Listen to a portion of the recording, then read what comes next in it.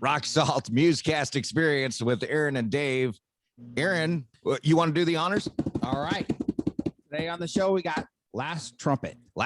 Or the lasTrumpeT. The lasTrumpeT. You got to get the in there. Yeah. And there's our studio audience. The live studio audience for the lasTrumpeT. We got Tiffany and Chris, right? Yeah. Chris. And I know it's Tiffany. I'm horrible with names. There's Tiffany. I am horrible with names, but luckily Zoom puts their name right there. So I know we got Tiffany and there's Chris.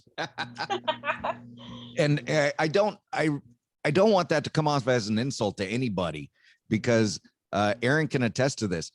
You could tell me your name and 10 seconds later I'll go, what's your name? It's just, I don't know. It's this mental block that I've always had. So that's okay. How you guys doing out there? We're doing well. How are you guys? Doing well. Trying to stay cool. Yeah, trying to avoid the heat. In fact, let me close the door here. Keep some of the cool air in here. You guys are out in Charlotte. No, not Charlotte. You're in North Carolina. You're near Charlotte. Near Charlotte. We're near Charlotte. We're in Mooresville in North Carolina. Great. And hot and humid right now? Yes, very much. Yes, I know. It was 110 plus here yesterday. And everybody was just miserable. Just miserable. You know, people in Sacramento, that's where we're at. People in Sacramento, for the most part, we're pretty easygoing people, wouldn't you say, Aaron? Yeah. Yeah. But when it gets to 110, everybody's at each other's throats. It doesn't matter. It's just get out of my way, man. A little cranky. Just a little cranky, you know. So the lasTrumpeT, you guys have been doing this since 2016? Yeah. All right. August. Mm-hmm. August? Mm-hmm. Is that what you said? August 2016? And how'd you guys get together? Oh man. So I'm the newbie. I haven't done music as long as the rest of the crew has. There's 6 of us, but they have, over the last like 20 plus years, they've done different music settings together, whether it be different bands that they've done or whether it be like church worship groups or things like that. I'm the newest one to the whole group, but collectively we all decided to put a band back together in August of 2016. Okay, so did you just decide that 5 wasn't enough, Chris, and you needed a 6th, or how did that work out? Well, we're all actually couples. Yeah. And okay. The wives have, taken on different roles. Brian is our lead guitarist, and his wife has taken on the role of doing our sound effects. Uh-huh.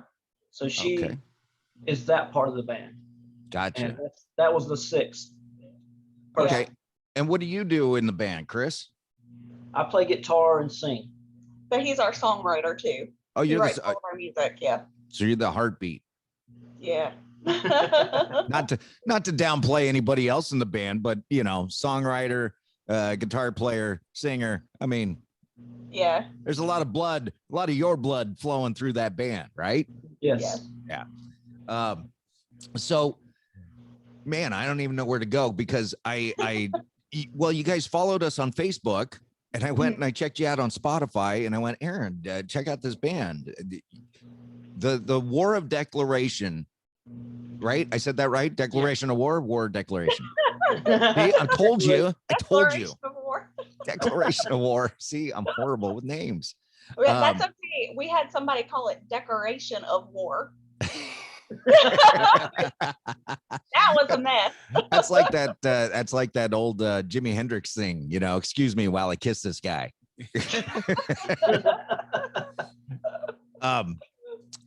That one was really good. And then, Aaron, can I talk about this? Go ahead. Okay. Aaron sent me a track that you guys are going to release July 9th. Yep. July 9th. The one and only. And I went, oh, it gets better. It gets better. Yeah. And here's the thing is back in the day, record companies, they used to, try to groom a band. They get better and better. Nowadays, they just, I just want my money. Give me one hit and you're out. Right. the problem with the one hit thing is you can peak too soon. Yeah. And when I listen to any band, I want the next album to be better than the last. And you guys did that on this one. So do you go in going, okay, Declaration of War was good, but can I say the name of the song? Okay. I don't know how much I can release. They've released it on, I mean, the name on Instagram. So okay. Yeah, it's the only way. It's out there on social media. We're just kind of marketing for it to be released on July 9th officially. Okay. And it's called The Only Way. Mm-hmm. All right. So when you went in to do The Only Way, did you go, well, Declaration of War was good, but we're going to make this one better. We're going to take it to the next level. Well, not really. Our producer kind of did that for us. Yeah. You know, he's really got a good ear for metal music. That's what we were looking for anyway. Yeah. Before we were doing it out of our home, which wasn't working for us. And that's maritally or musically. Okay.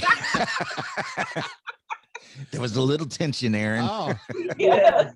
I think our wives would fully understand. Yes. So a little bit of a backstory. When we first started in 2016, we were strictly contemporary Christian music. Yeah. And we had backgrounds. Some of us had backgrounds in metal music, and we kind of wanted to get there. So it's been a process and a journey for us to get to the sound we have now, you know. And it's kind of been a slow go because some of the other guys are not familiar with metal at all, you know, and it's been an interesting journey. Yeah. To say the least. Well, you know, I say this all the time. Aaron, I'm starting to sound like a broken record on this one. Every week I say, you know, God takes you to the next step. He takes you to the next level. He's got the plan. He's putting you on the path. Even if you don't recognize the path, even if that path over there looks like it's a better path, not maybe easier, but a better path, he keeps guiding you back over to this path. And that's kind of like our show as well. We started out as we were just going to do a talk podcast, and it was no good. We threw it out. And then we started out doing more contemporary Christian and 80s stuff. And but then these bands like yourself started contacting us, and they were all these harder rock bands. And I went, I like harder rock anyways. Let's start steering it that direction. And God's just kind of taking the show that direction, and it gets bigger every day. And for that, I'm thankful to people like you, thankful to God, thankful to Aaron for putting it all together. Because I get to live a little bit of my dream. Yeah, for sure.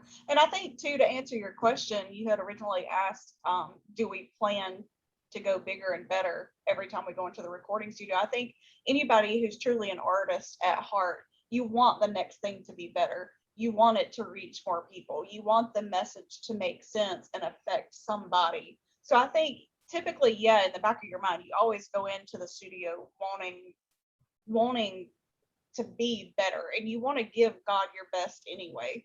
You want him to be able to take your best and use it wherever he can plug it in. So to answer that question specifically for me, I think, yeah, we do go into the studio wanting to do better, but I think that comes down to the relationship that you have between not only your bandmates, but also those who are working alongside of you producing as well. You have to have that relationship and trust there for things to grow that way. Yeah, shout out to Dylan McLean from Relentless Flood. He's our producer. Yeah, You know Relentless Flood, right? Oh, yeah. Yeah. So he's your producer. Yeah, the guy's out there at Evolve Studios. Yeah. Oh, wow. Is he out in North Carolina as well? Yeah, he's they're in Statesville. It's Evolve Production Studios. Mm-hmm. Yeah, we just talked to a band. They're working with Josiah Prince from Disciple. And so I'm glad these bands like Disciple, Relentless Flood are they're helping younger acts. Yeah, they're giving back because they were a new act one point as well. Yes. And you mentioned earlier you want to do better, for God as well.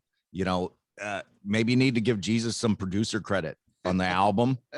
You know what I'm saying? And maybe, I don't know, sometimes maybe he goes, guys, I'm just not hearing it. I need a little more for me. I'm pretty sure he's the one behind the producer we're using now anyway. Yeah. Right. Yeah. Right. So is he only worked this last song with you, or he's done the last couple songs? The last two songs. The last two Declaration songs. War and the new release that's coming out July 9th, The Only Way. He's produced that one. And like I said, we have a third one scheduled to go into the studio with them July 10th.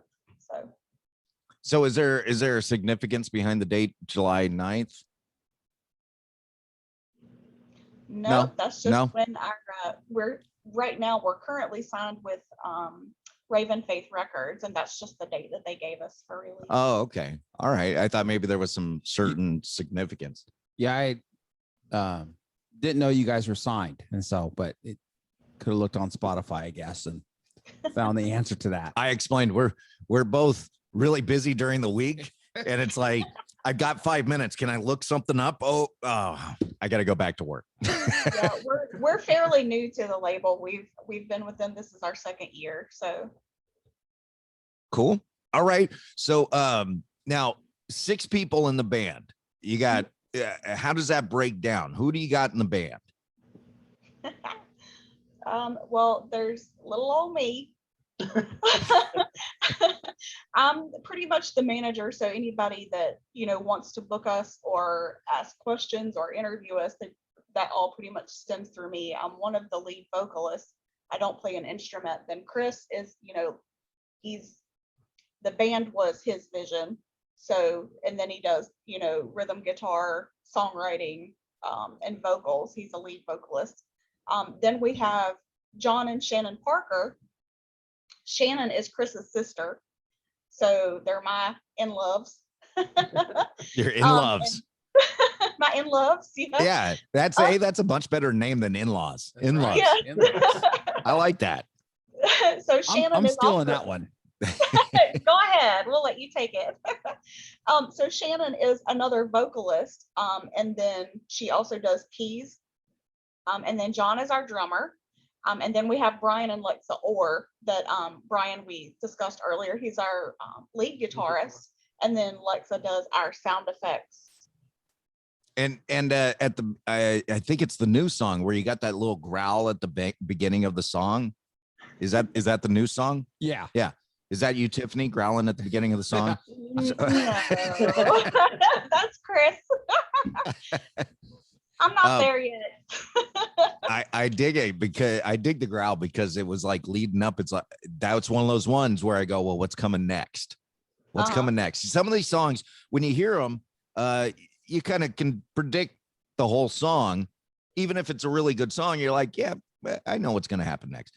But And you never know about who's doing the growl either. yeah, Because I was like, there's 6 people. It could have been anybody. Because if you watch GFM, there are 3 sisters and they're growling all the time. Yeah. So you never know who's doing the growling.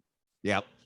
Now, some of the best bands, in my opinion, are made of couples, right? You got two guys, 2 women, right? You got Skillet and well, the Mamas and the Papas, right? They were a great band back from the 60s. And of course, ABBA. I'm a big ABBA fan, right? So you guys are ABBA plus 2, right?